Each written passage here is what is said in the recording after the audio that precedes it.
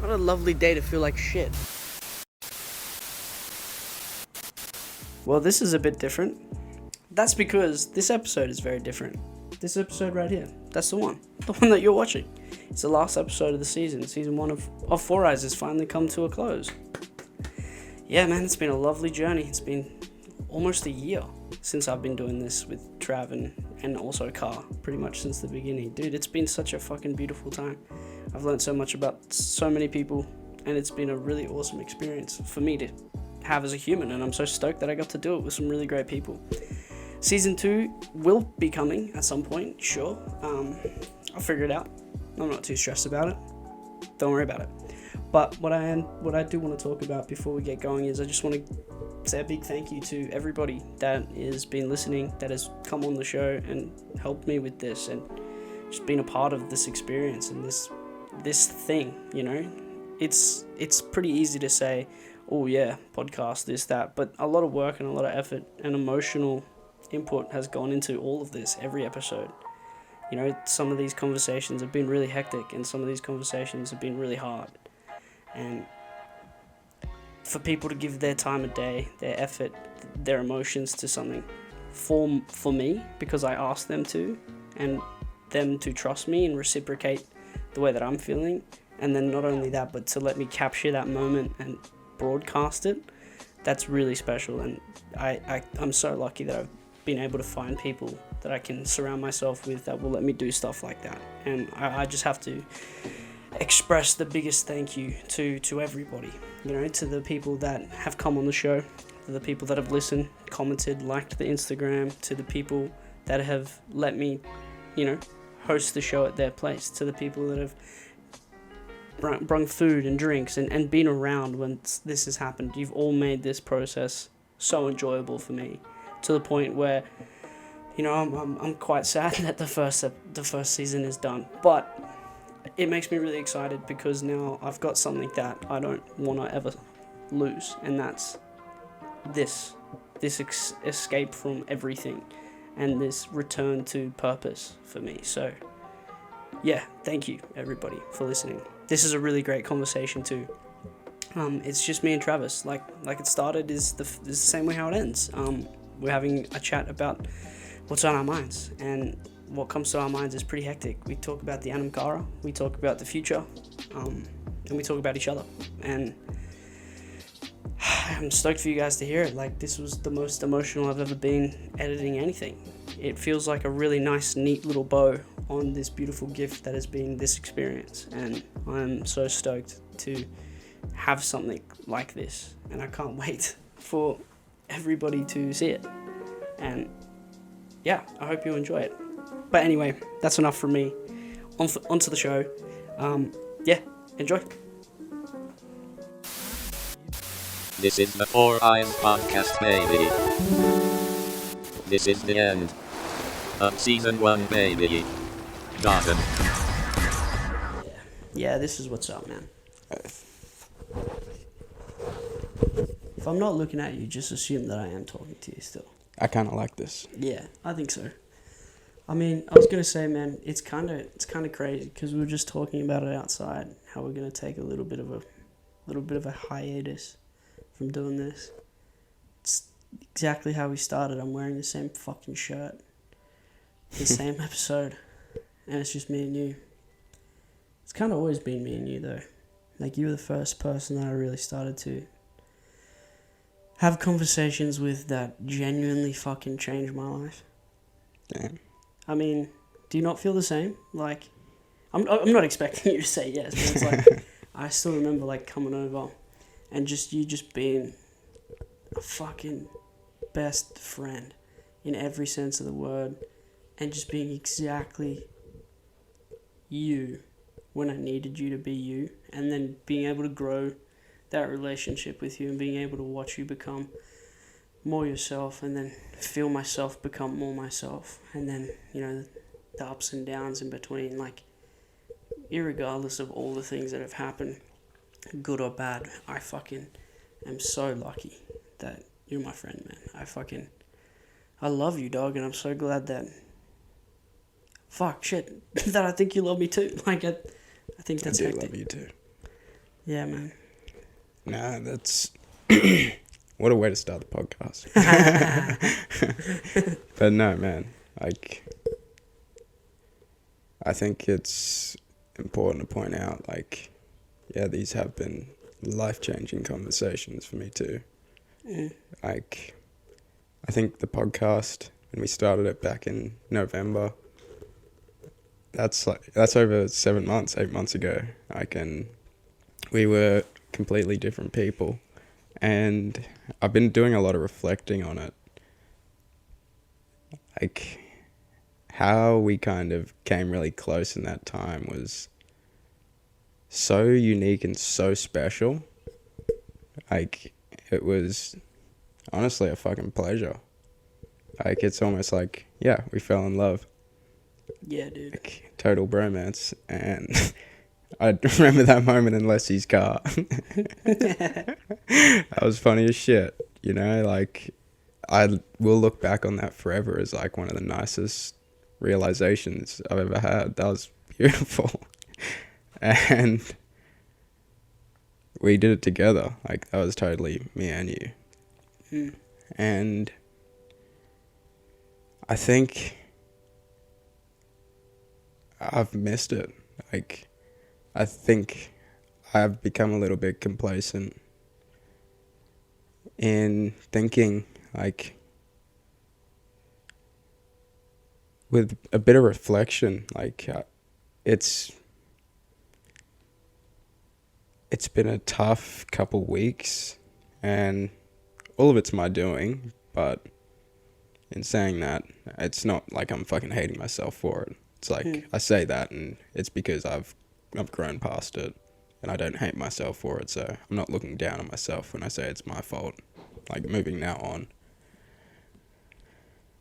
But, yeah, I got kind of used to having you around and kind of neglected that, like how special and unique our relationship was, and kind of forgot. And really, one of the big reasons why I'm here now is I've been reading a book called the Anamkara, and it's basically old Celtic spirituality, and it talks about, like, the Anamkara directly translates to soul friend. Oh, wow. And Wow. the whole first chapter, like, you were the only person I was, like, thinking about, like, talking about, like, just a friendship that is so special and kind of just holds you two people together, and it's like this beautiful loop that's always meant to happen. And yeah, I really did some reflecting, and, like, yeah, I truly believe you're like a soul friend to me. That's such a cool way to say it. That is such a cool way to say it, and I love that that it has, like, this element of, like, a loop sort of thing. Because when you said that, the first thing I thought of, I was like, taking into account what you were saying before you started talking about the sulfur and how, like, we had, like, how you said you missed it a little bit. It's like, so the loop kind of finished in a way, but then I was like, oh shit, but it's like a loop, right? So it'll just start Just again. kick it back up, baby. It'll just happen again. And then I just started thinking, I just went away for a second. I was like, oh fuck, like, because I share the same sentiment too, like that, when we've, like, that, it was just fucking incredible to be able to, like, call you such a good friend in, like, in that period of time. Like, imagine the next loop, and then the next loop, and then the next loop. You know, like, that's just made me infinitely more happy and excited. Just while this loop kind of feels like it was closed for a bit, maybe it's coming back around, or maybe it, you know, maybe not right away, but, like, maybe it's coming back around again, and there's like that all of that, like, stuff that happened the first time. Yeah, it's not gonna happen again, but, like, the same gravity, like, to the same gravitas, I guess you could say, like, of the first loop could happen again. And I love that, man. I really love this soul friend shit. I love that. Yeah, you definitely got to read the book when I'm done. Oh, absolutely. I would love to.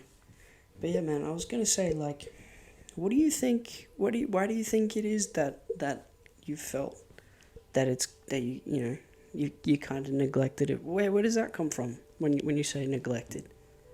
Well, if Talk I'm me through honest, that. it all comes from myself, and with the reflecting I've been doing, like a lot of my relationships now, actually, I'll wind it back a little bit. So Ash and I had this conversation, and within the conversation, she dropped a line that just fucked with me so hard. Dude. Because she's like, the only people who hype you up are people who have something to gain from you. And I was like, oof. And I read into that way too deep. Like, I was just looking around at all my people around me and who hyped me up and who wasn't. And, like, I kind of realized, like, the people who weren't hyping me up, and I was thinking of reasons to why. And that's why I was, like, looking back at myself, because a lot of the reasons were me. But at the same time, like, I'm not trying to get those people to hype me up, you know? Like, I'm not running around being like, you should hype me up, nigga. Why don't you hype me up? Like, I'm not doing that anymore. And I think that's where I was at.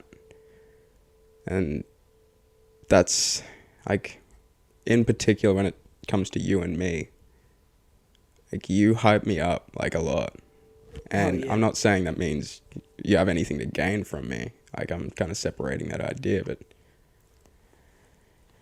like, you hype me up a lot, and it really helps me and pushes me along and keeps me going when I'm down, kind of thing. And that's really, really valuable energy. Like, that's life-saving energy, man.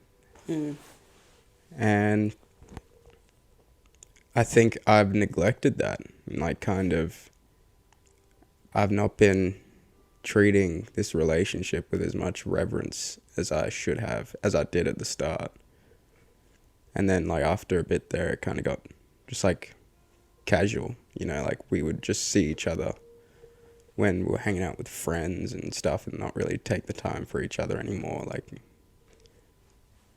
The dynamic sort of changed, right? It really did. Yeah. I get shifted, and this is why it's like, I'm saying it's like my fault, but like at the same time, like, yeah, it doesn't matter whose fault it is. Doesn't fucking do shit. Also my fault too, you know. But that's Absolutely. it. It's like, doesn't matter whose fault it is. Like, this is the type of relationship where neither of us are really looking to be the one who gets to point their finger and be like, told you so. Like, like that's, I think that's the biggest difference between this relationship and a lot of my others, and why I think this is so special. Like, because, like, you genuinely do want the best for me, and I genuinely want the best for you. Yeah, it comes through. I really feel that. I believe you when you say that. You know? Yeah. But for you, man, like, how does that make you feel? Fuck you. How does that make me feel? Like, where are you going when I was saying shit like that? Man, that's so funny that you say where is that going? Because I went somewhere. Yeah. I definitely went somewhere.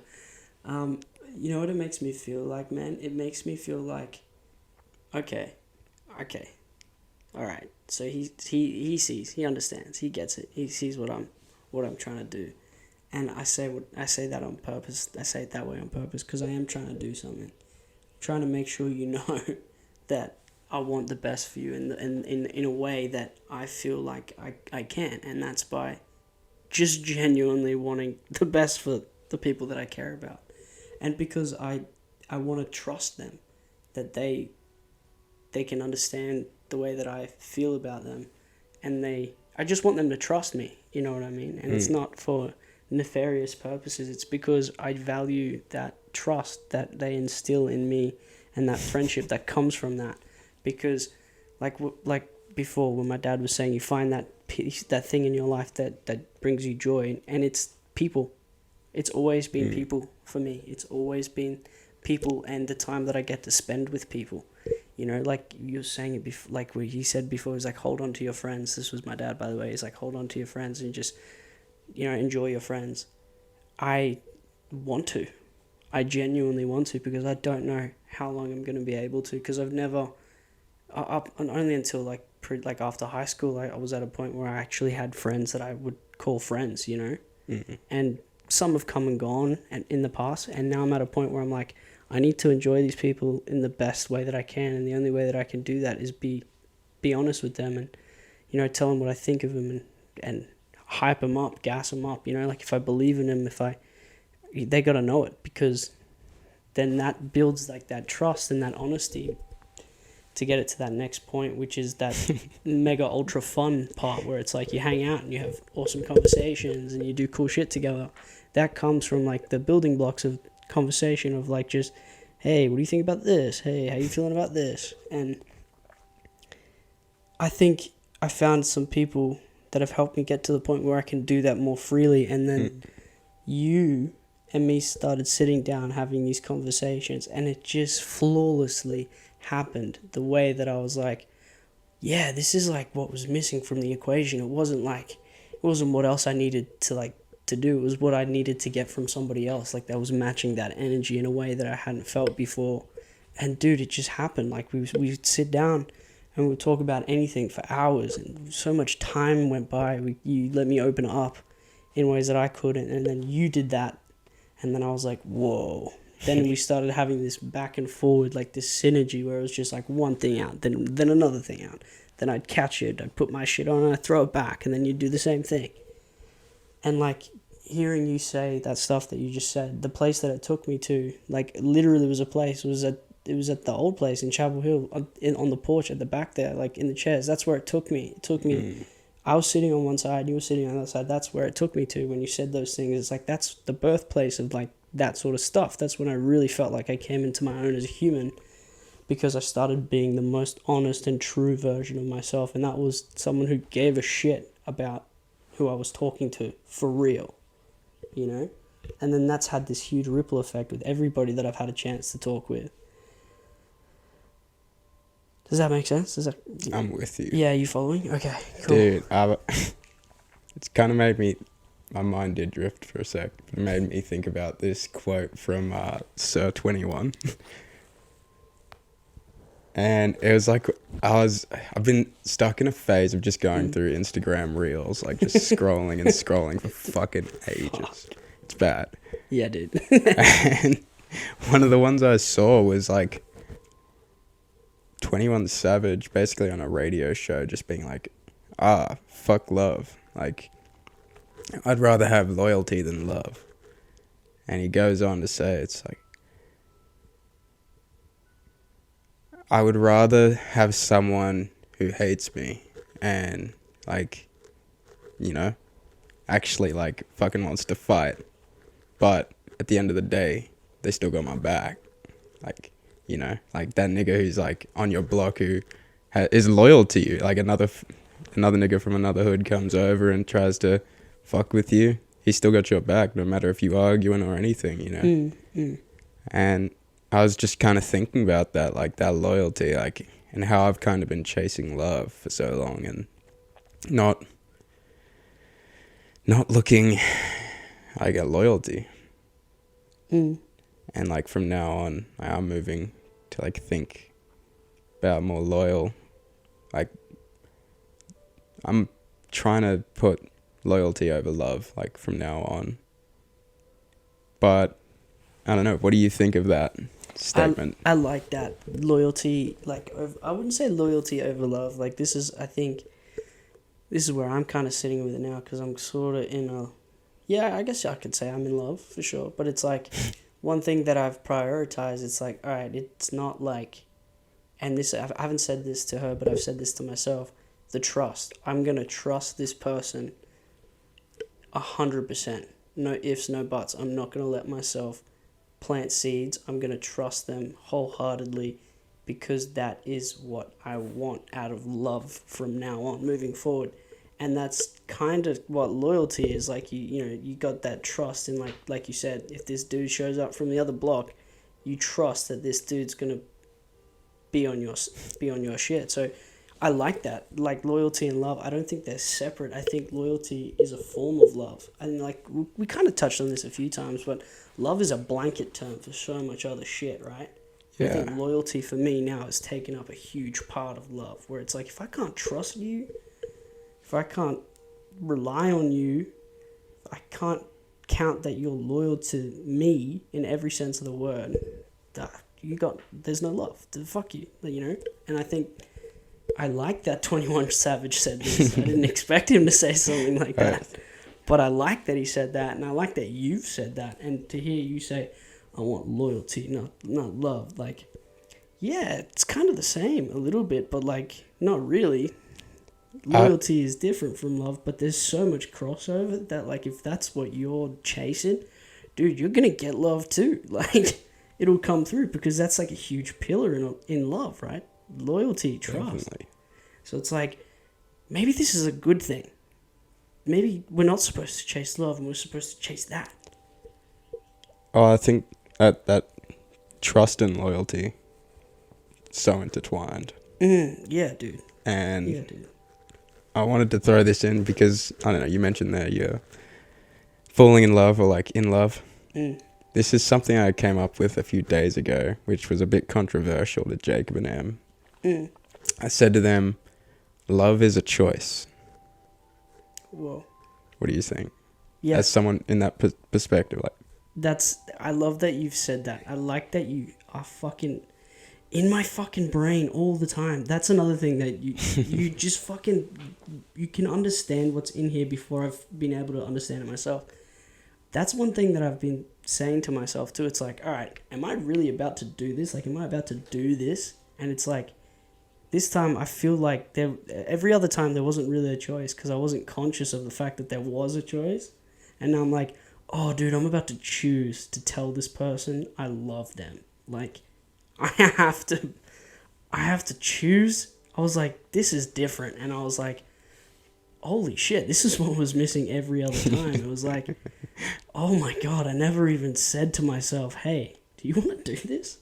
Like, do you want to choose this as opposed to the opposite of this, which is not love? And I was like, whoa, love is totally a choice. And I'm on the cusp of, like, about to make that choice. And one thing I've noticed is that I don't think I'm ready to be able to make a choice like that. But when it comes to this sort of choice, you can't be ready. You just got to be firm in your answer, right? Like, you can't prepare to choose to be in love.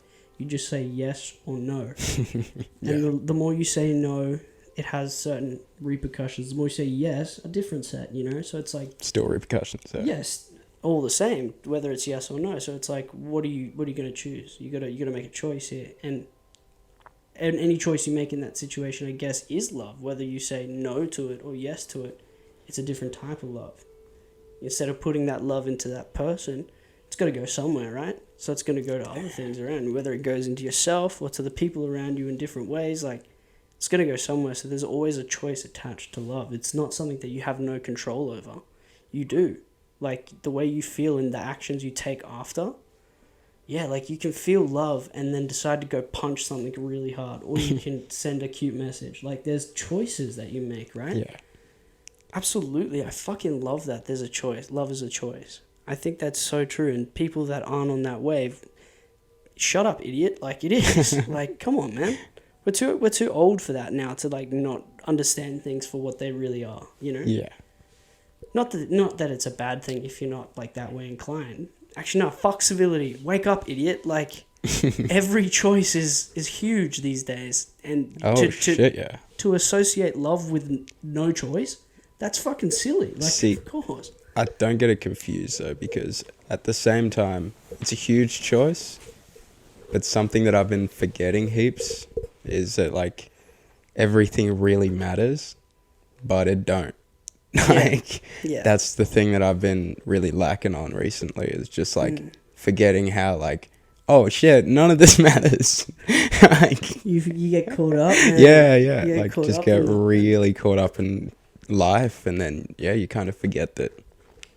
It doesn't fucking matter. Man. Like, it is all just a game. How do you feel about, like, that whole, like, it doesn't matter thing? Because there's a part of me that's like, yeah, nothing matters. But then what is it that always pulls you back? Like, there's always something that's like, oh, actually, nah. Like, what is that, do you think, for you? For me, it's like the future. Right? I think that's what mine is, too. It's like, oh, what about this later? What about... But I keep forgetting, like, it's wise to be thinking of the future and planning ahead. Mm-hmm. But Sure. you can't.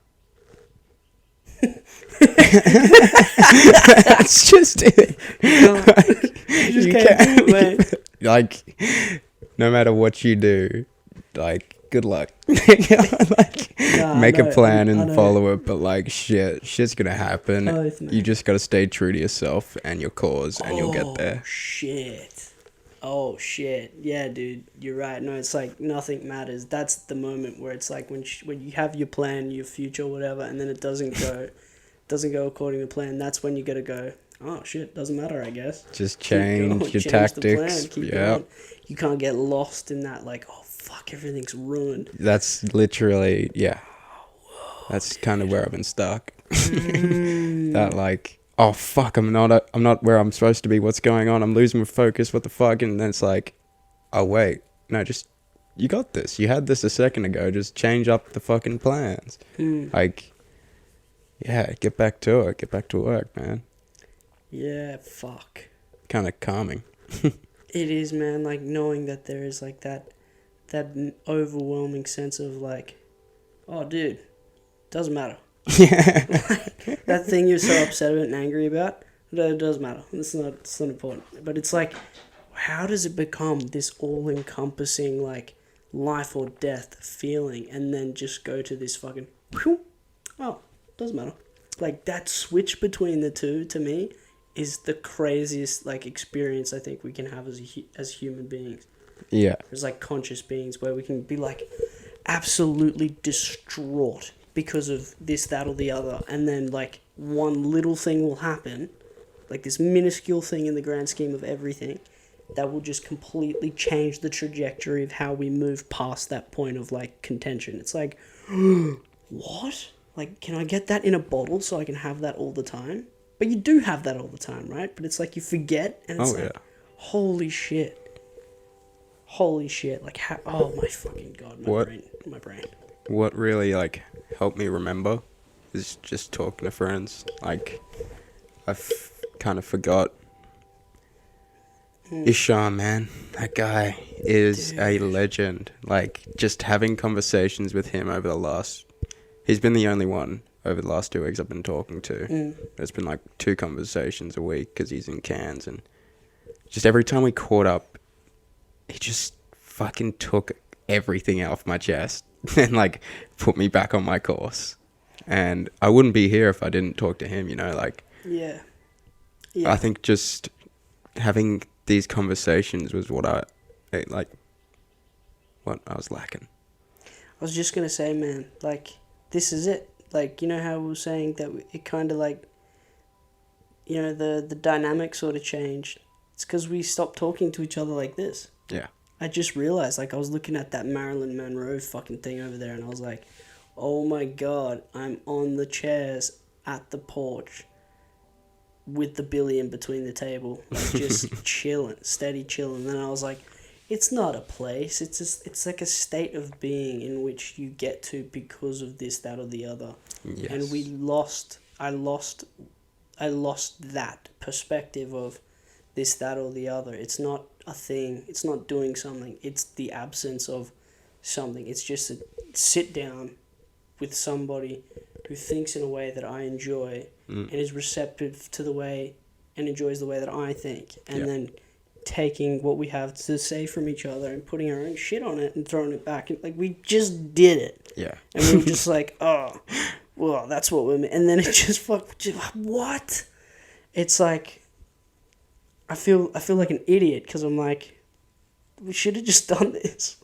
We should have just done this as opposed to the other things, you know? But one thing that I was thinking about when we started talking tonight, I was like, there is so many things at play in that in the reason. Like, it's not just one reason why things happen, right? There are so many things that are involved in... Dude, I want to point out something before you go ahead, though. Yeah. Like, say we are both at, like, kind of a low point, like, not literal physical low point, but just, like, low point for the year, you know, it's the midwinter blues right now. Oh my like God, all around the whole fucking board. And if this is like my low point for this year compared to last year and even where we started in November last year, look at us, man. Like, we're sitting here fucking watching a vibey show. Like, fucking beautiful waterfall fucking visuals right now. if we put this podcast and compared it to our first... Bruh. Like, you know what I mean? Yeah, like, I know what you're saying. I do. We got to be proud of everything that we have accomplished and done. Immensely proud. I the more and more time that I look back at that moment, I'm like, that dude would be so fucking stoked. Like, but isn't it funny how when you look back, you're like, yeah, that guy would be stoked. But then, like, when you pull back and you're back in your present moment, you're like, oh, but I'm still, like, feeling the type of way. It's like, what? That's the trap. That is the trap. It's like, oh my God, I've given myself an out and then just shut the door on the out. It's like, what? What the fuck? Straight up.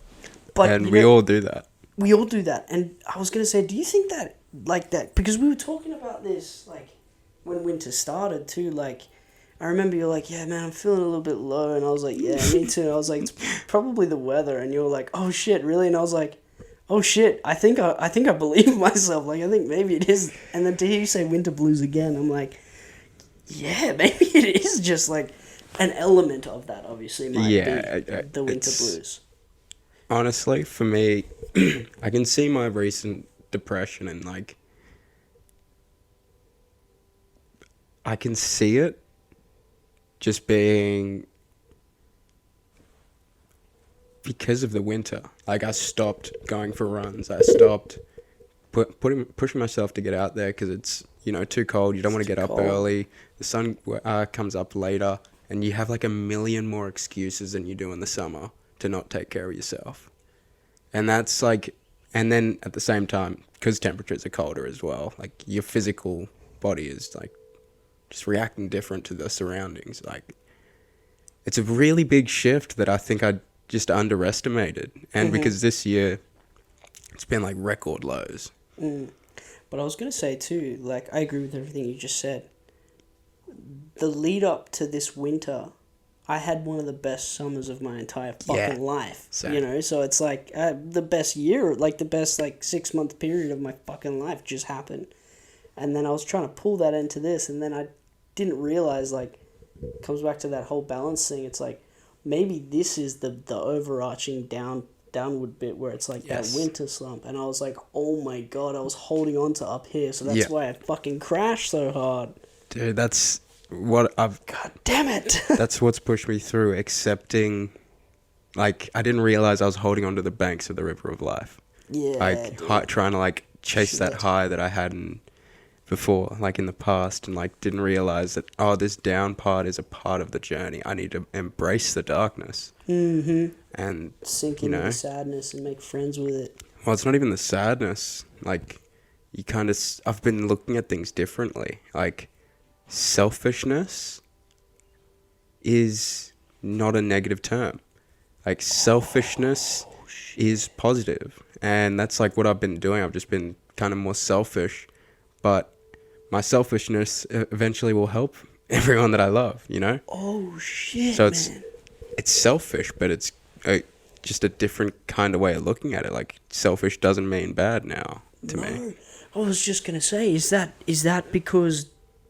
That's because different seasons will elicit different emotions, and they'll sort of shift. And because selfishness in like in a different sort of because obviously the time that we're in now, where it's a bit colder and shit like that, it's making us feel the type of way. Do you think there's things that are exclusively a part of that? Because like the way I see it, like I feel like not that there's exclusive emotions to seasons or whatever, but there's got to be like a reason why when it's winter people are fucking sad, right? Yeah, for sure. There's something there that's at play. Maybe those things hit a little bit harder than they do in summertime, and it's like, oh, dude, like you don't have any control of this. Give yourself a little bit of a break here. Like you're sad because the weather is sad. Like the winter is when things die, when things get cold, the plants don't grow anymore, like they lose their leaves. And then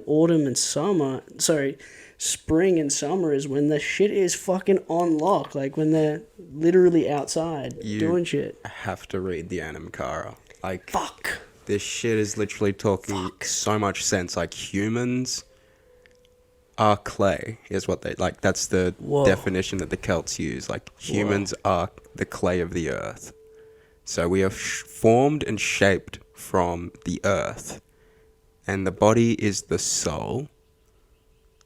Whoa.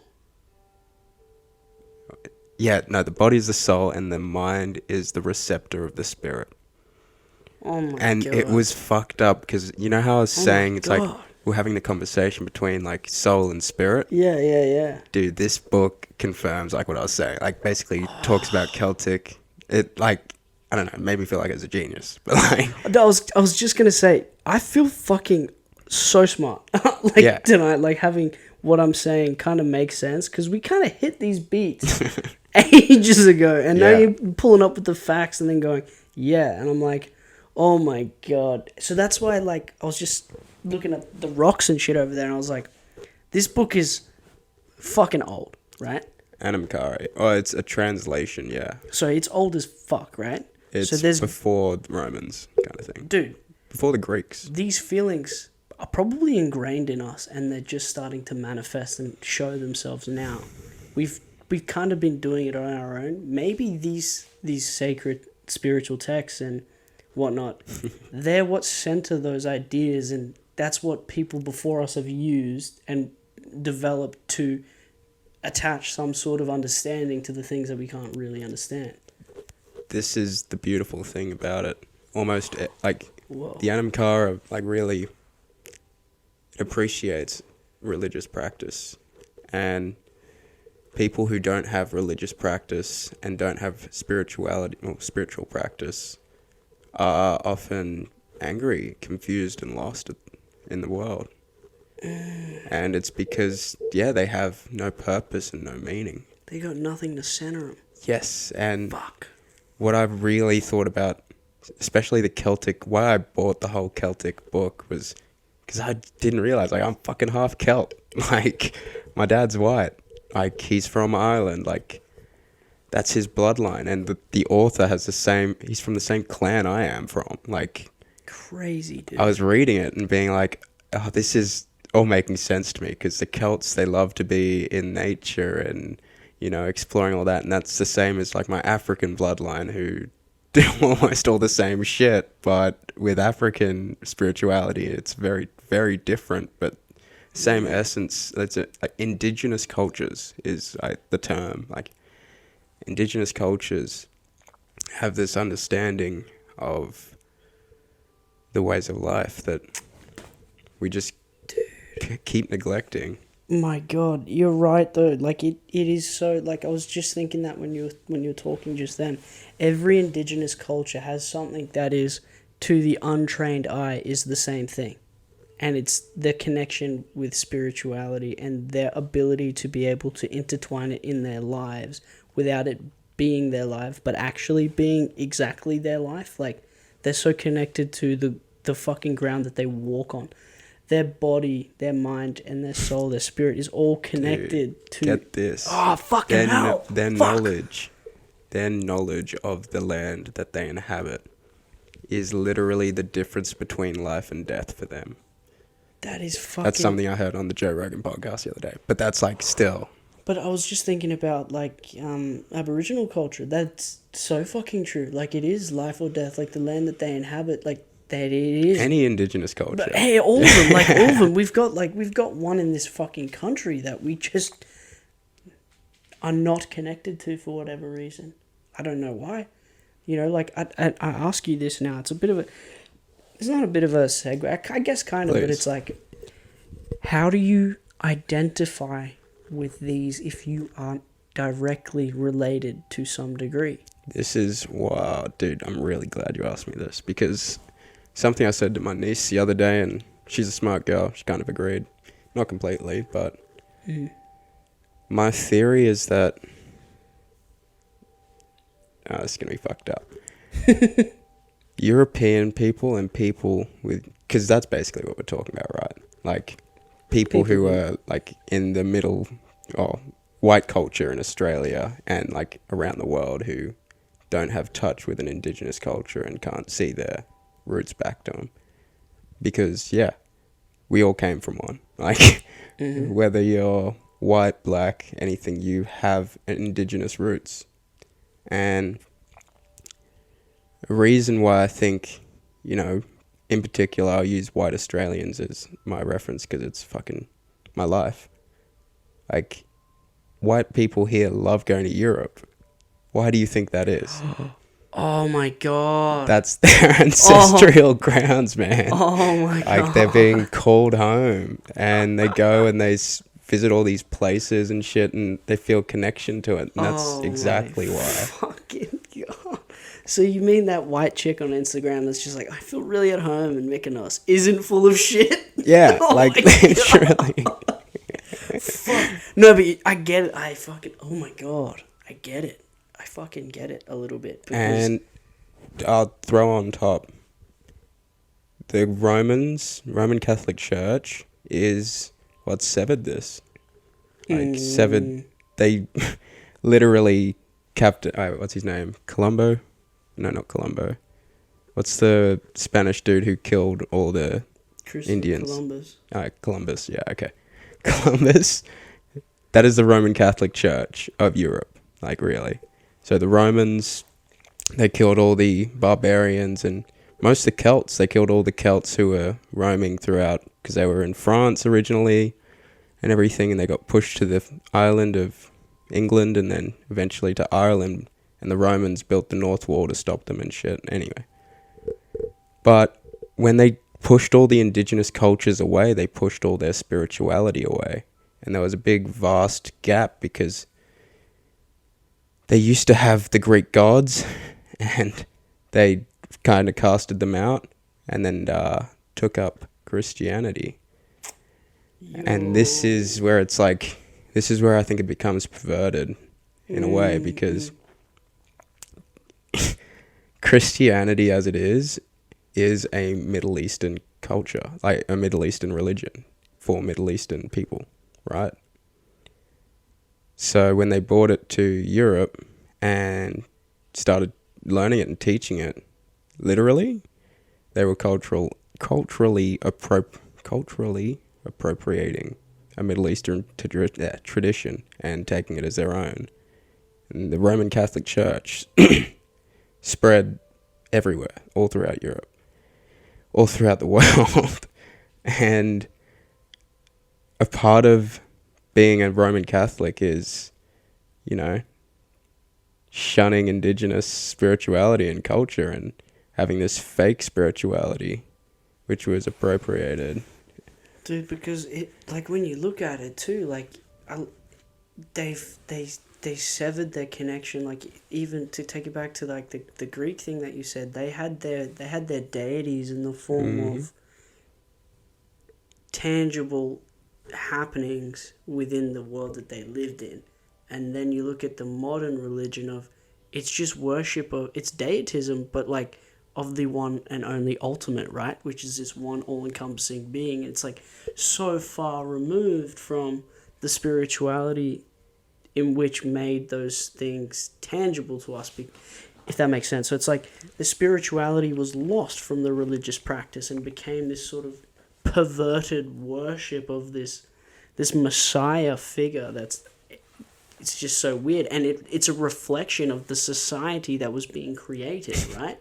Because it's like, we are running the world what better way to do that than to convince people that there is this one and all-powerful mighty being, because that is going to be easy for them to believe because it reflects the society that we live in. Yeah. So then when you look back on these indigenous cultures where there is no one all ultimate, and you look at the way that they used to live and the things that they used to do and how connected they were to everything around them, and then you looked at how they worshipped and what they believed in, it reflects the way they lived.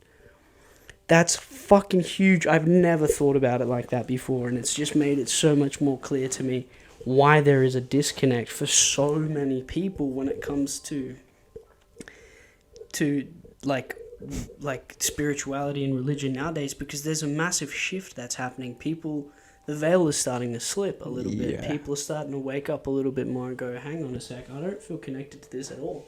And they're going, we're starting from the beginning again, where people are like, oh, I feel really connected to this place. It's like, yeah, that's how it should be, dude. Like, you shouldn't be connected to this. Like, the connection, you don't get to choose it. That kind of calls you. Similar to what you're saying, why people of like the English descent or like the European, they have that point of connection, and it's that spot, because that's like the first place that you start with, right? Like, That's where their mold was made. it's where their mold was made. So it's like, yeah, okay, the mold was like this terrible perverted thing, but now it's got the opportunity to be this more connected version of whatever it was, and maybe then they'll find the actual roots of where they're trying to go back to. But it's like, how do you do that now? Like, it's so hard. Easy, man. Easy. You say Literally. easy. Yeah. Like, Damn. there's just start reading about any type of spirituality. Yeah, dude. And the call is real. it's kind of obvious when you look at the places that we see as truly, truly, truly religious, who say have been converted, like the Philippines, Brazil, Africa, Europe, like places, not really Asia. Asia's different. I have a theory for why. But anyway, but those places were converted to Christianity very easily because they had very deep spiritual practices before they had God. And then they accepted God because God encompasses all those things that they used to believe. It's just now you get to benefit from it and go to heaven. Oh, and It's then like- you can control the population and go to these impoverished nations and then justify the way that you're changing things because it aligns with deitism. That's what all Christopher Columbus and stuff tried to do. Like, Dude, isn't it just so fucked up that they went to Brazil with Christianity and then built the biggest fucking Jesus statue in the entire world so that all the people in Brazil could be like, oh my God, it's Jesus, I'm going to worship that now, as opposed to living the way that we used to. That's fucking crazy. to be fair, Brazil is just their history is so fucked. It's like, Dude, terrible. it's not even worth going into right now. It's too deep. Terrible. But I was gonna say my theory for China and not China, Asia, is that was the birthplace of spirituality, and that's why it remains so pure. Like, you look at Taoism, like all like Confucianism, like all that stuff. That's all, Tibetan and Chinese, and that's woven throughout thousands of years of practice, and they've just been unfuckwithable since. Like, Well, I was going to say, too, like, I was trying to think of what the indigenous, like, Asian it's them. people is, and it's like, It's them, bro. they're still there. Yeah. Like, oh my God, they Yeah, never, brother. they've just, perfectly been able to morph it into society, and, Dude, this is beautiful. They actually found a new link to say that Asians are like a different from a different species than Homo sapien. So it's like a different type of Homo. holy shit. A different type of sapien. Holy shit. But it's not saying they're not human, because everything that's sapien is human. It's Yeah, just yeah, saying like they come from not Neanderthal or anything like that. Come from a different one. Dude, that's fucking crazy. Yeah. It's fucking...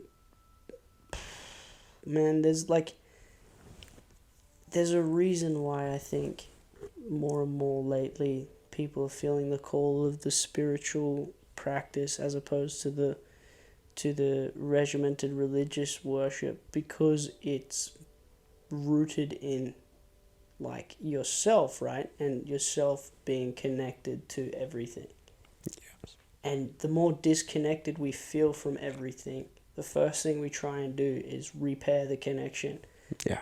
And now we're trying to repair it in the way that the general like populace hasn't had a chance to in a really long time, because before, when you felt less connected, you'd go to church and recenter. Now the church is Go falling confess. apart. Yeah. No It's like, confession, no more. you can't confess anymore, so people are looking for this different thing, and it's like, oh shit, the thing you were looking for, it's been here the whole time. You were just blind to it. I do want to point out as well, like, the reason why, like, the church is difficult and organized religion is, like, difficult is because it actually works. Like, it's important to note when you are going to something every week and when you have that, I guess, ingrained in your personality and your upbringing of giving and, you know, making charitable donations and, like, caring about your community and doing all the stuff that religion tells you to do, it's a net win, like, for your self-worth and, like, for your community. And if they're bad teachings, which kind of, let's be honest, is, like, often the case, like, the teachings just aren't exactly what we at least think society needs from a big community like that. But, you know, what we think doesn't really matter in the end. And those people who are going and making those sacrifices and going to church and doing that, even if the God is fake, like, the way I see it now is God is real. God is fucking very real. And it's not the Christian God, it's not the Hindu gods, it's not, like, Allah, it's, dude, God is everything, man. Like, you can't describe it, and that's, like, something that spirituality has kind of taught me. And particularly, like, yeah, through all the books I've read, the thing that all the religions touch on that they all have in common, like, any religion, like, says God is everything, God is everywhere, God is the unexplainable. Like, God isn't, like, the single deity. God is represented in every facet of life. And that's why it's tough, because it works, man. Like, as much as it's easy to hate and easy to disprove, I don't think I can. And it's actually, as I'm saying it, becoming harder and harder, like, kind of not say it. Yeah, God is real. And when you're giving praise to God in church, it's only good. Doesn't matter what church. Even if it's a Westboro Baptist church, nigga. Like, unfortunately, that's better than not giving praise to anything. Yeah, I think you need to detach, well, not you personally, but we need to detach God from what we know it as being, which is this singular thing. Yes. It's everything. It's not Yes. this one, it's everything. And when you stop yourself from saying, thank you, God, just because you have the idea of God being this, you're not saying thank you for anything anymore. And it's like, that's a problem. Like you said, like, it's only good when you give praise. But people don't want to give praise because they've forgotten what they're giving praise to. Because it's not a whom, it's to, because it's everything, right? Yeah, it's just, I think it's been pimped a bit, like, the message. Totally. The message has been pimped. What a good way to say it. By people in fancy robes with, like, they've pimped it to generations of people in a way that they could, like, back in the day. The church was represented as the wealthiest, most, like, luxurious. Still is. And it still is, but now it's changed to, it's a place, if you need something, we can help you. I truly believe it's, like, full of people who are, like, those people we're talking about who are waiting to say, I told you so. Like, that's the difference between it. And that's why it's hard. It's, like, it's so easy to hate on them because fuck those guys. And, like, yeah, I still have respect for them, I think. That's the difference. It's interesting you say that you still have respect for them. Did you lose respect for them? Yeah. Oh, Yeah. for sure. Like, I really became, I guess, like, not, I don't know, I can't think of the word. Like, just angry towards them. Like, resentful, I guess. Like, because, like, my own personal relationship with God, like, within the Catholic Church, I was baptized, everything, brought up, went to church, Catholic school, this, that. And I had been, like, begging to, like, see a sign from God, like, since I was a fucking kid. And it sucks because there are times in my life where I thought I saw that sign or I thought I got it. And then, you know, like, then I forget. And then I come back to this point and kind of come back to this point again where it's like, fuck, is God real? He's got this, he's got that. So it's just, for me, accepting that God isn't what I was taught God is. Like, I believe in God, I truly do. But it's not what you're telling me it is when I was a kid. Mm. Do you think the reason why you're told that is something is because they're scared of letting you believe it is what you think it is? It's the easiest thing to understand. Let me say it like this. Do you think they tell you God is this when you're a kid because they don't want you to think that it's something that it could potentially be, as opposed to what? I think... Does that make sense, what I'm trying to say? Yeah, like, I think it's hard to explain to people what God is, and you just think about how easy that story is to share of Jesus and how, literally, like, they talk about it, how it is, like, one of the best written stories of all time, and how every story has been, like, written based off that, like, similarly, like, movie plots, you know, like the comeback and everything. Yeah. Like, the ultimate comeback story is Jesus Christ. And then it's great how the message speaks for itself, is because look what that story's done, bro. Oath, man. And, fuck, what was the question again?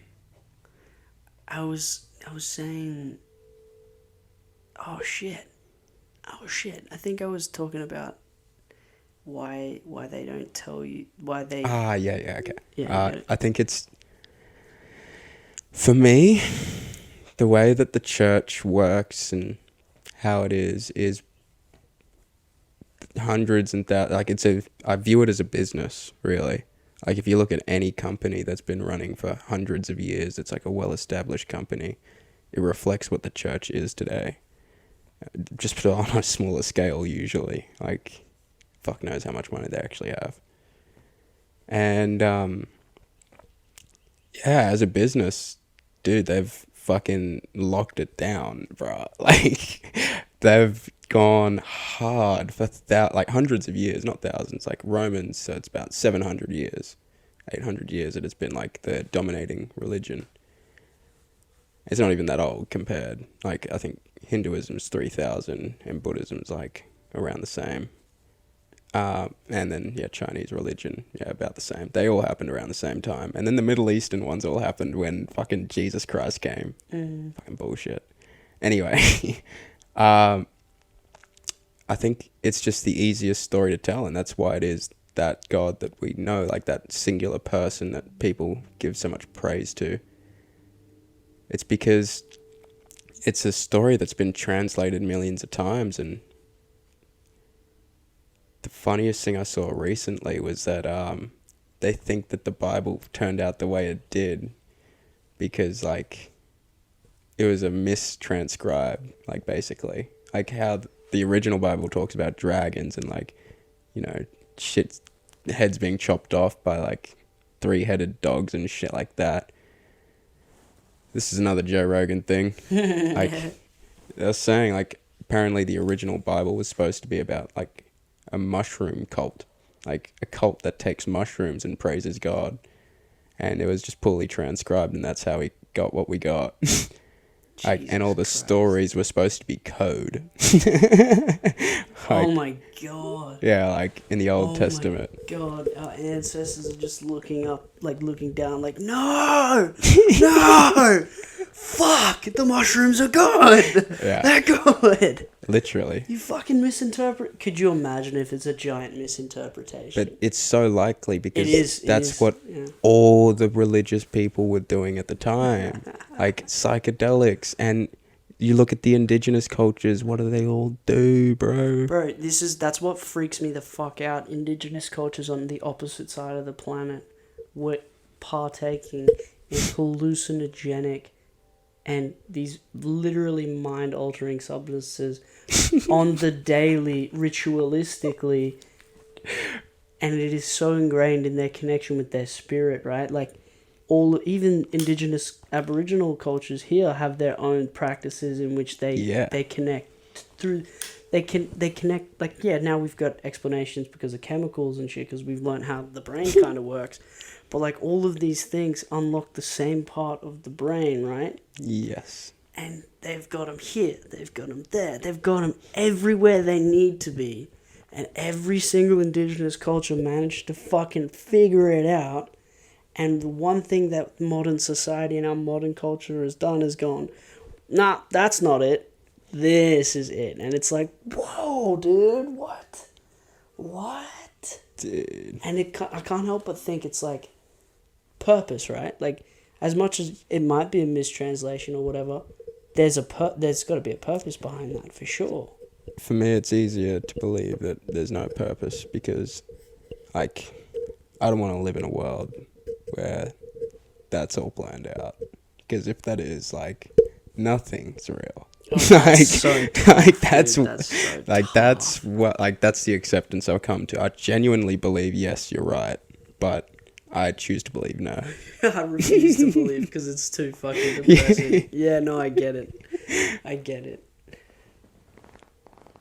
It's like they say it all the time. It's like the elite of, like, the world. They know what's up because they're the ones that are sending it harder than everybody else, and they're more connected because of the fact that they're so disconnected. They went through the extreme of this path that we're only ever gonna get, like, the free trial version of. Yeah. They've done the gauntlet. They've gone from, like, whatever it is to the absolute maximum that this sort of new society has to offer. So then they've gone back to the old ways and they've explored that, as well as having been on the other end of this new one that they've sort of created. So it's like, oh shit, they're like, let's, like, not let the general public go on this journey as well, because then they'll fucking figure it out, like, that that this is all shit. I really want to share this, like, little story. Please. So, DMT, it's just, like, is what in my mind when you were talking about, like, different indigenous cultures doing psychedelics. So, in the Amazon, there's ancient culture does ayahuasca, and that became very popular throughout, like, South America, even up to Mexico and that. Even, in America, they were doing ayahuasca. Anyway, when you do ayahuasca and DMT, like, apparently one of the common hallucinations people have is, like, leopards. Like, leopards that are just, like, friendly, just chilling.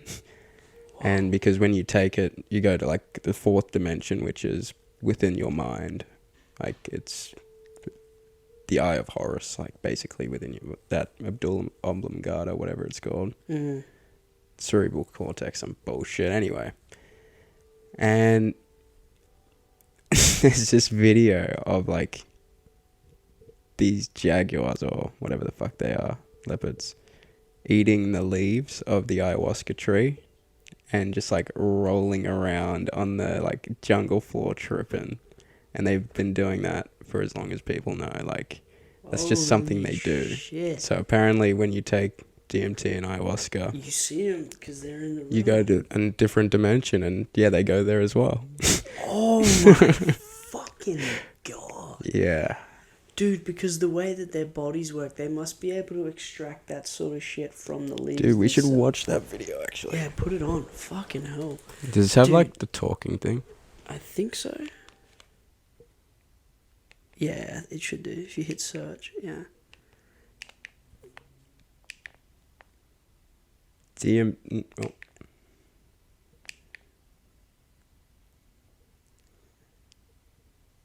Jesus. Yeah, just agree. Fuck you. Okay, fine. That's crazy, man. Like, that's, like... Because even here, in this country, like, there is access to the same... You can get DMT here as well. Yes. Like, through the roots of various plants and trees. Like, the barks of certain roots have the same sort. And it's like, whoa. But when you really think about it, like, it's crazy that plants have that, you know, like, something that we share a lot of, like, plants, animals, like, we're all the same sort of shit. Like, we have the same sort of chemical, like, makeups and shit. It's crazy. Oh, it's just crazy how it's like people are only just waking up to this within our Western society. It's fucking nuts, man.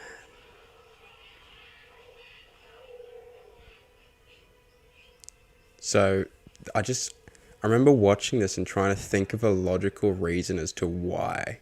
Why they would do it. Yeah. Like, what the fuck is telling this giant meat-eating cat to go and do this?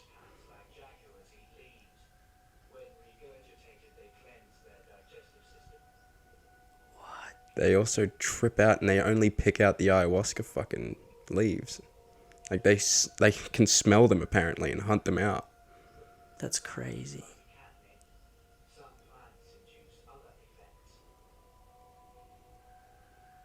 Whoa. That cat's rolling, dude. Bro, he is wigging. Look at it. It's like literally just staring at one point.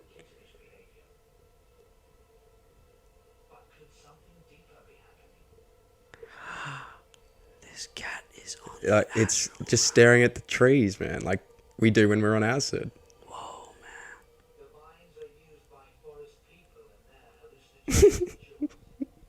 Oh, shit. Look at this cat.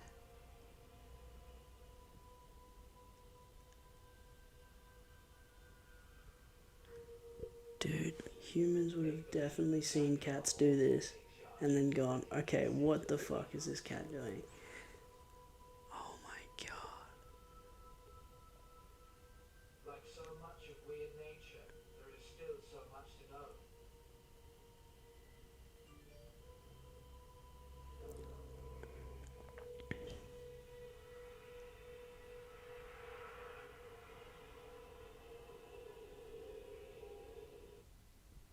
Damn.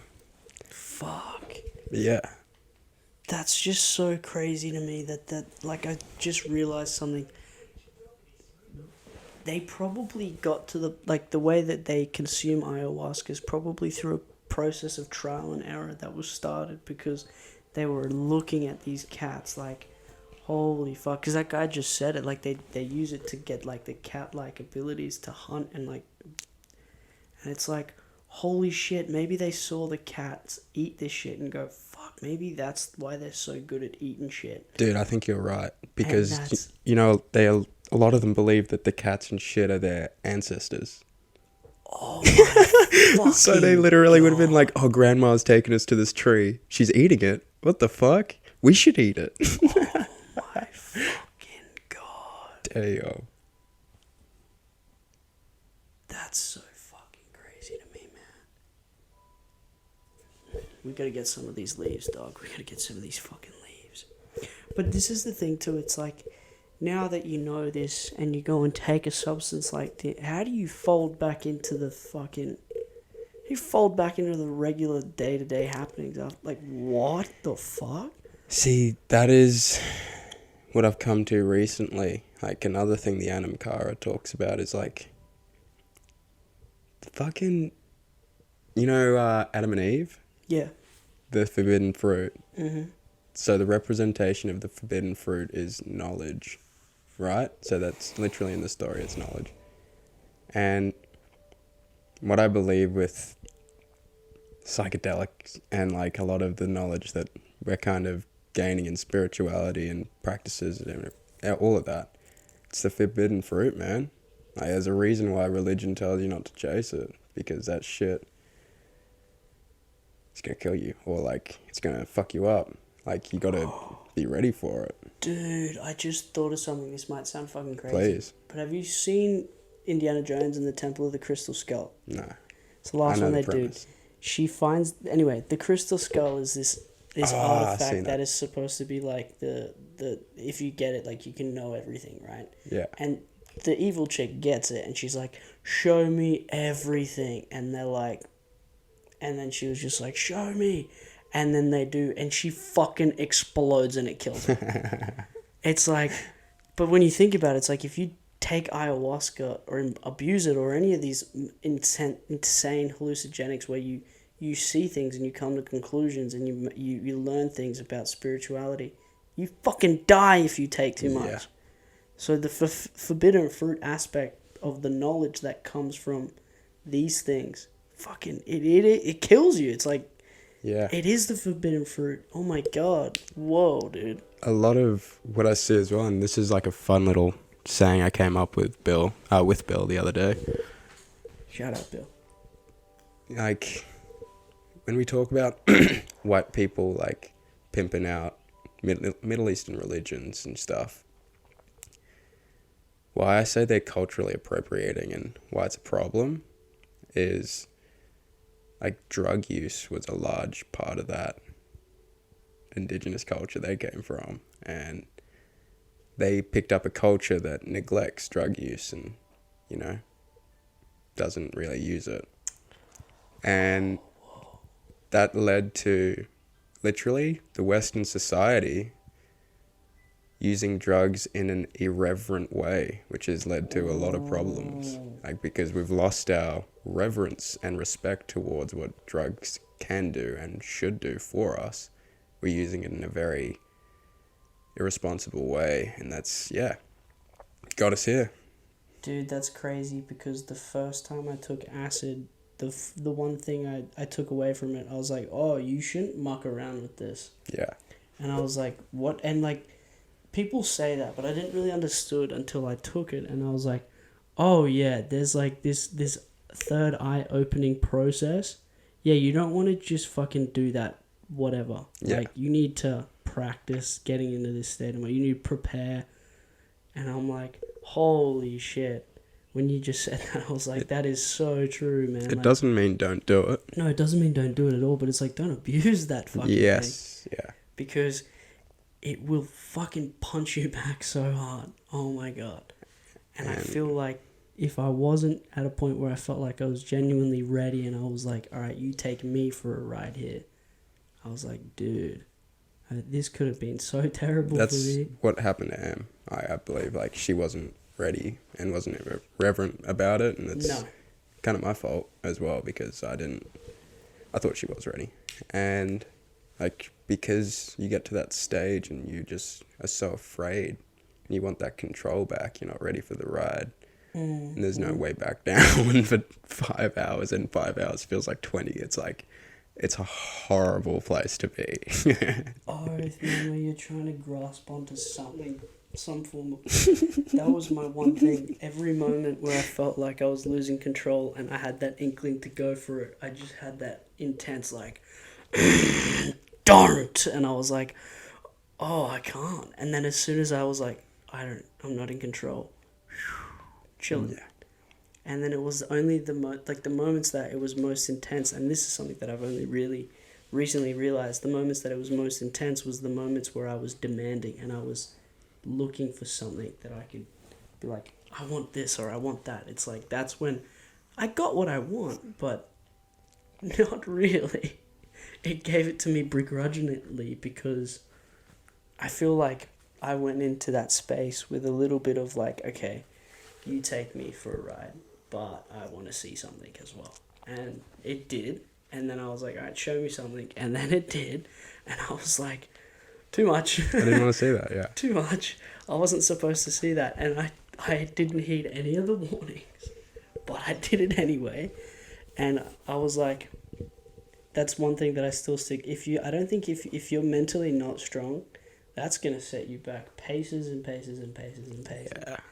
And I think M's a good example. I think that's kind of fucked her up way more than it's fucked anybody else up that I know. That's the worst reaction I've seen, and it shows how strong she is sober though, because she was able to really bounce back from that quickly. Yeah, I think there's a type of person, not a type of person, it's a type of state of mind where if you can relinquish the control with in your sober mind when you're in a state where, because this is the thing, I think I don't like calling being on acid like a high, because I wasn't really, because I'd say when you smoke weed you're a little bit high, sure, but I don't know, it's weird, like when I was tripping, Expanded.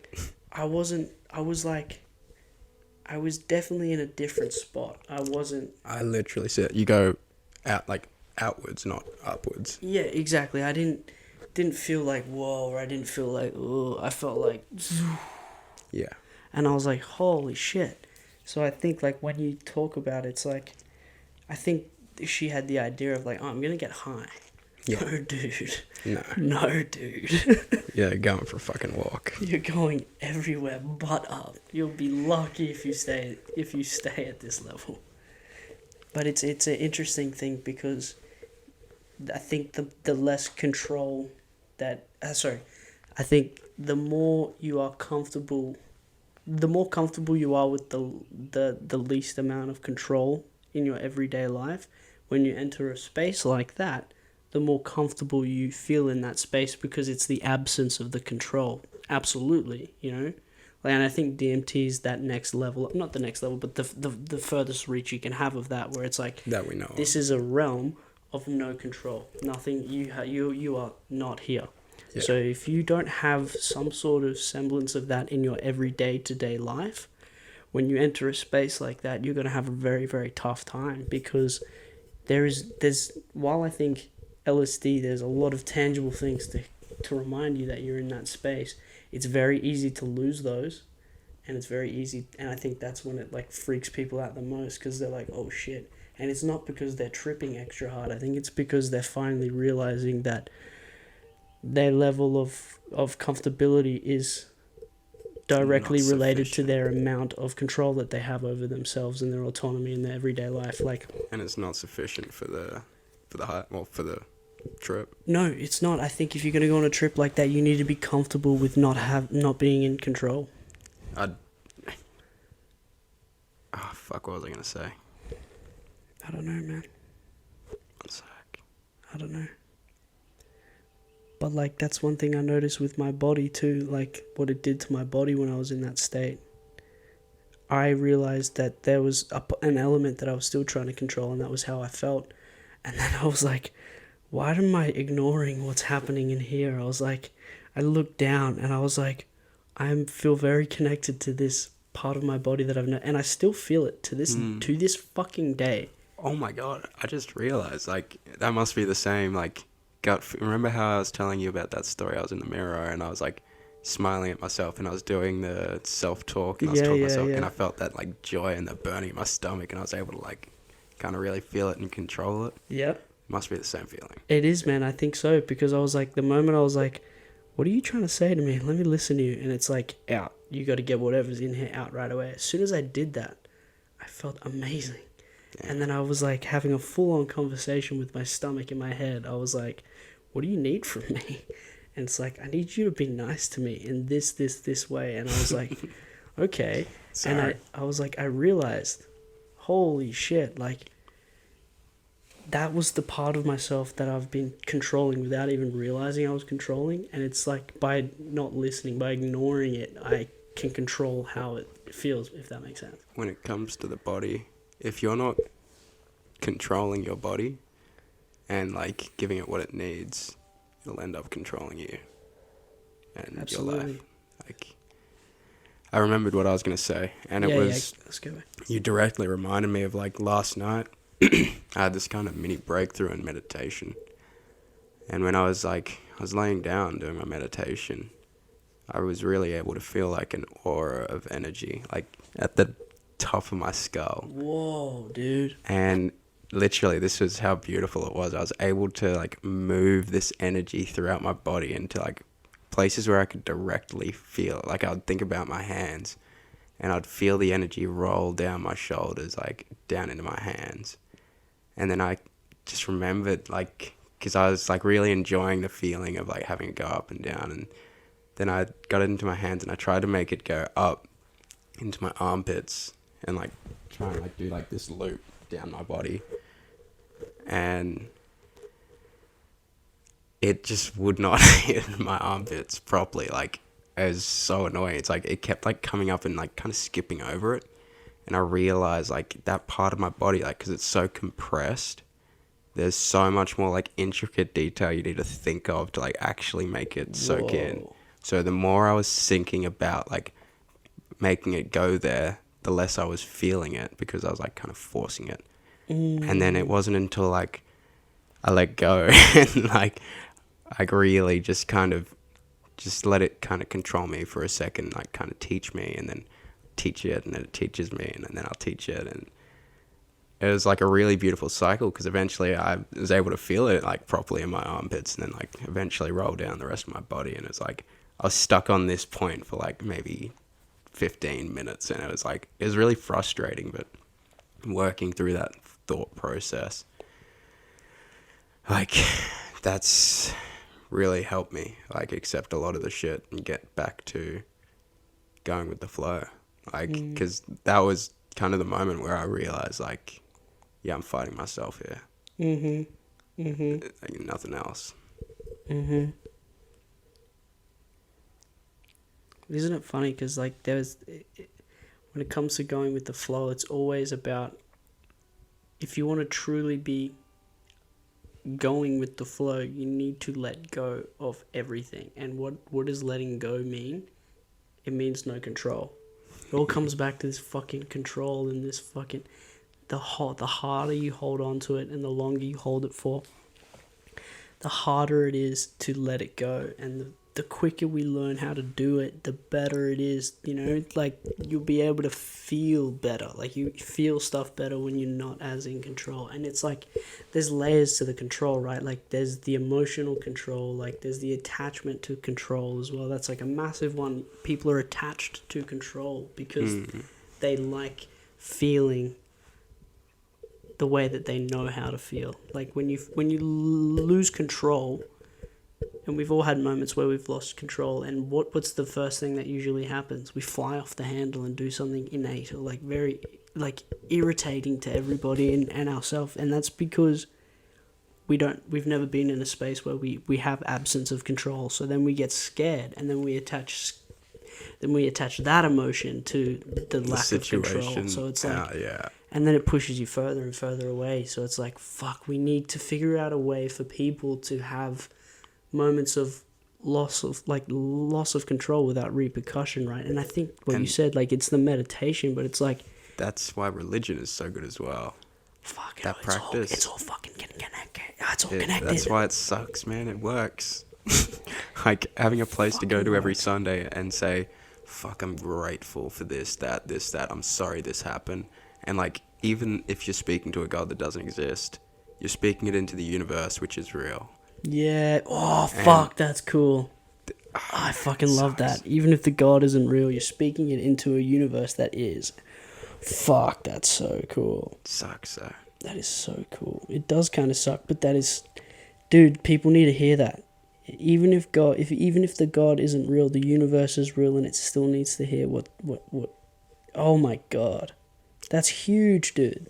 I kind of want to like wrap this Anamkara bit up, but the one thing that kind of fucked me up about it was when I started reading it, I thought it was about a person, but the deeper it goes into it, the Anamkara is the realization of self and realizing that you are two people. You are the external and the internal. And the way they describe it is that you have two faces. One face faces outward, the other faces inward. The one that's facing inward struggles to see itself. Therefore, that is like your soul friend. Like, that is the people around you who are looking at you and tell you your faults, your problems, your issues, where you win, celebrate shit. But it is yourself as well. That's fucking beautiful, dude. That is fucking beautiful. It is two people. That's fucking beautiful. What a way to end that bit. Whoa, man. It's all the same thing, right? Like it always comes back to the self, right? And there's two facets of the self. There's the internal and the external. I fucking love that, dude. Thank you for that. Yeah, that's all good. Thank you for this conversation. It's been one of my favorites in a really, really long time. I feel like I've really been able to widen my toes, you know, like I feel like I can move my body. It's just been so great to talk about it and to not be alone in that. So thank you for giving that to me, and to whoever listens to this, what a great conversation, man. I have an idea to end this one. Mm. We're going to do basically the theme of the month. Mm-hmm.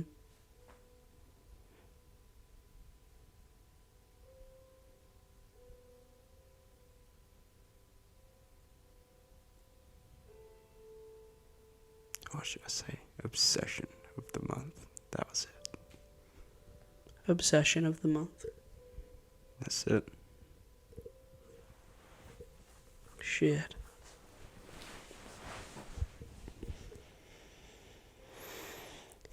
Yeah. Yeah. Man, I was gonna say, I couldn't think of a better way to wrap up the show. You know, not just this episode, but I think this is a good end to the first season of... This is a good end to the first chapter. The first chapter. Yeah, man, it's been a really long journey. And I feel like this conversation with you, it's come full circle. Like, I feel... We're doing the right thing here. What I said outside before, I feel like I feel good. You know, like this is the end of a chapter.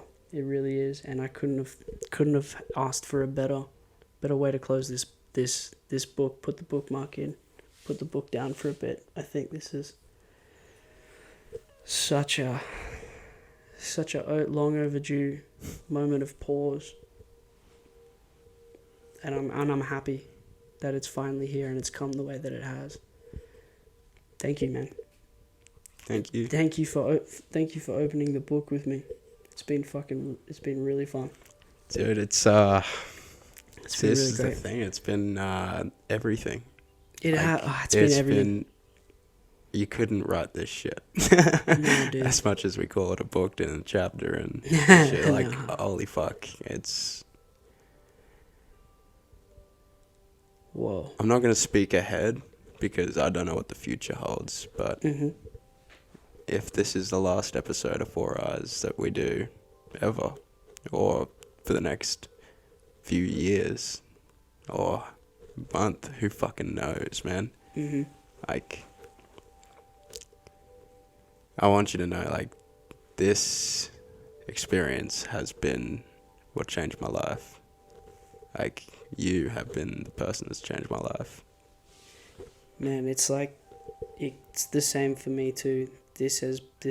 Doing this has changed my life. Doing it with you has made it. I could not have foreseen what this has done for me in the way that it would change my life. And I could not have even done this without you. And I think we are the same in what I'm about to say. This has been one of the greatest couple of months. Yeah, there's been some pretty shocking lows, but it has been one of the greatest times I've ever had existing on the planet. Yeah. And I've been able to do stuff like this with you. Man, it's awesome. And I don't know what the future holds, but I am excited. I Yes. cannot wait. I'm ready for my obsession of the month. Yeah? This one, it's been coming, but my obsession is me. Is what? Me. That's it. I don't need to explain anything else. Like, Nah, you know what? That's mine too. That's mine too. taking care, man. That's it. It doesn't need explanation. My obsession has been myself. And I believe that that's okay and that's normal. Not normal, but it's what I needed. I think you are exactly right, and I'll point out that it takes a grown-up to say that and kind of admit that. Mhm. Like, it's being selfish, but for all the right reasons. Yeah, absolutely. Absolutely. All right, man. Yeah. I gotta go. Signing off.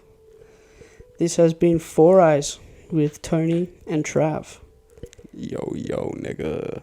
Thanks for listening, guys. Thanks for coming along Actually, this wait. journey. Oh, I got. To the fine, lovely ladies and gentlemen who have listened, even if you've listened for the last 2 minutes only, if this is the only thing you hear, whenever you hear this, wherever you hear this, thank you. Like, thank you for being a part of this in Yep. any small degree, or if you've listened to everything, like, thank you. hmm We wouldn't be here without you. Thank you as well to everybody who's come and been a part of this to any degree as well. Dude, shout out Yeah. Car. Shout out Car. Shout That's out a real to one. shout out to the man behind the screen, the man on the inside. Shout out to everybody that's asked how it's going. Shout out to everybody that's kept it in their minds to some degree, because you've kept it alive. Shout out to the love, man. Oh, can't forget the love. Never, never, never. Thanks for listening, guys. Peace.